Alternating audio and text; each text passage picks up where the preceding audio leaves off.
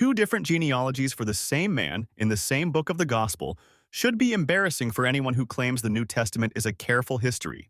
And yet, Christianity treats the mess like a feature, not a bug. Matthew gives one list, Luke gives another, and they don't just vary by a name or two, they diverge badly. Different fathers, different routes through David's descendants, different purposes. And both are offered as if they establish unquestionable truth about Jesus' family line. The simple truth is this: you can't have a single, objective, authoritative bloodline and simultaneously publish two mutually inconsistent ones and expect people to pretend nothing happened. That's basic logic, not heresy. Matthew's genealogy traces Jesus from Abraham down through David via Solomon and ends at Joseph.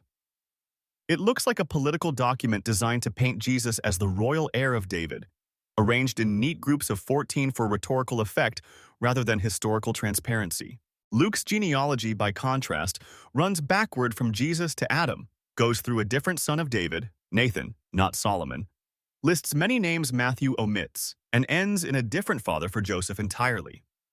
Those are not tiny editorial preferences. They are outright contradictions. If you ask how one man had two different grandfathers, the standard answers fall apart fast. Apologists reach for tricks the moment the contradiction is pointed out. One common dodge is legal versus biological lineage. Matthew gives Joseph's legal genealogy to show royal entitlement. Luke gives a biological line through Mary to show Jesus' human descent. That sounds tidy until you realize Luke explicitly names Joseph as the son of Heli and presents the list as Joseph's line, not Mary's, and the Gospel's language doesn't do subtle modern genealogical slights. Scholars note this as a post hoc rescue attempt rather than a clean solution, which is exactly what it reads like when you stop trying to be charitable. Another low-effort fix is the levirate marriage theory. When a man dies childless, his brother marries the widow, and fatherhood gets legally transferred, so two different names might refer to legal and biological fathers. Fine, but that requires piling on suppositions for every mismatch, inventing relationships out of thin air, and treating every missing or repeated name as evidence of a secret marriage or phantom adoption. It's mythology by bureaucracy. Occam's razor doesn't need to be mean here. The simplest explanation that fits the facts is that the Gospel writers had different theological aims or relied on different oral lists, not that there's some hidden family tree the authors were too coy to explain clearly. If you want more creative chaos, there are apocryphal and later genealogical traditions that multiply the problem. Second-century infancy Gospels and churchly traditions invented or preserved alternative family details about Mary and Joseph, producing yet more genealogies that pretend to answer the canonical contradiction by adding even more contradictory layers.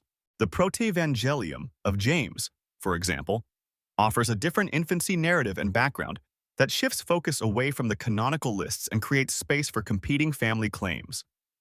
These extras don't clarify anything.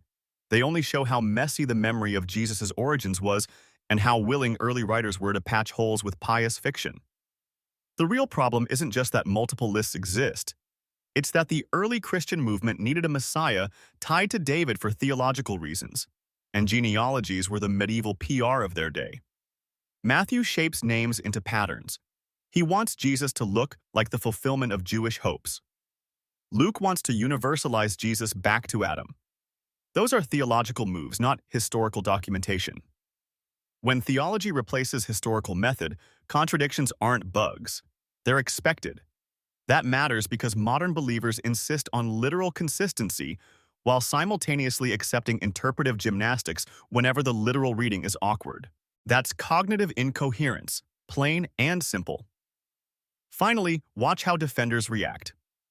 They pile on context, semantic nuance, ancient methods of recording family, and appeals to mystery. Those are all ways to avoid admitting a simple fact. The Gospels present incompatible family trees.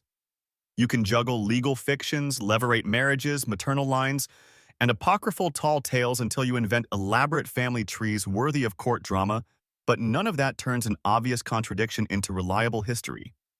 At some point, you must choose.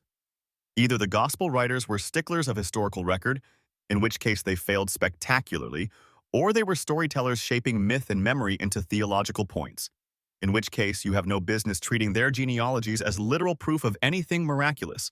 Here's the cold finish: presenting multiple, irreconcilable genealogies and then papering over them with ad hoc theories doesn't inspire faith in historical accuracy. It exposes a text that values theology over truth.